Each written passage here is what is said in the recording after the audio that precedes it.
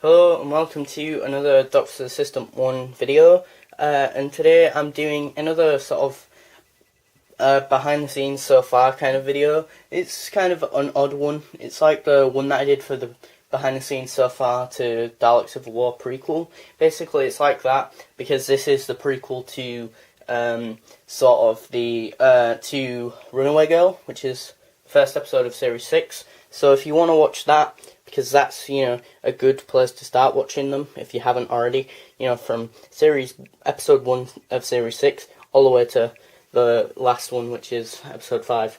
That also, Runaway Girl should hopefully be 4 parts, or split into 4 parts. What else? This was just a little prequel thing of sort of to get you hyped for Runaway Girl, none of which these creatures or monsters or bad guys or whatever you want to call them are in the episode or the story or the or in Series 6, not that I've thought of, especially that, because you'll probably be sick of Daleks, considering that I just did a 6-part story with a lot of Daleks. The idea was, hopefully, I emphasised the idea that the Dark Doctor, I always say that. I mean the Dark Doctor because in my figure adventures is the Dark Doctor. Speaking about that, I could have used any figure really. I could have used the 9th Doctor one or any of the Doctor figures that I haven't used as the Doctor basically. But I think for a physical embodiment of all the darkness of all the previous Doctors, I think his costume suits that sort of persona.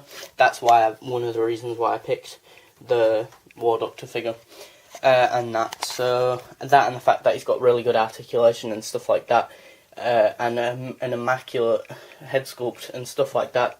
But I didn't use him previously, obviously, because I hadn't had him previously. But yeah, I just wanted to emphasise the fact that the Dark Doctor has been on his own for quite some time, and that maybe he feels like he doesn't have the right to kind of travel with someone else, after the events of Dalek Civil War, and having kind of, in a way, betrayed his people and stuff, and that he's gonna, kind of have part in their destruction, Maybe he feels like the universe shouldn't give him a second chance, and that.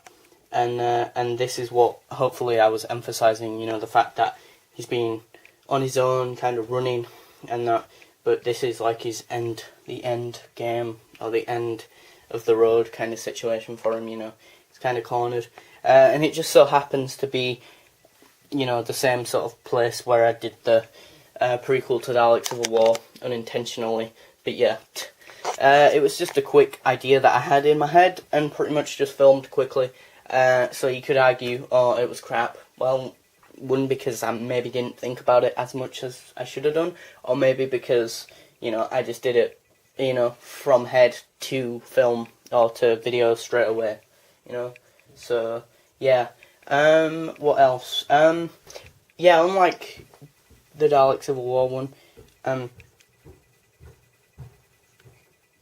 I think you can kind of watch this one without, needing to know what the story is, if that makes sense. Like, this one doesn't have elements of what Runaway Girl will be about, whereas the sort of Dalek Civil War one, prequel, had the Time Lord telling the Doctor that he had to go to Skaro. That you don't need to know, but it would be added information that you could know, if that makes sense. Like, the Doctor, I'm hopefully right in saying that in Dalek Civil War, and one of the parts has previously said, the Time Lords have sent me here to, make the Dalek Civil War better, so, because they know that it's time locked and stuff like that, or something along those lines. So, really, you don't have to watch the prequel, it's just an added bonus. That's what these are, just added bonuses. So, yeah, as always, thanks for watching, comment, rate, and subscribe.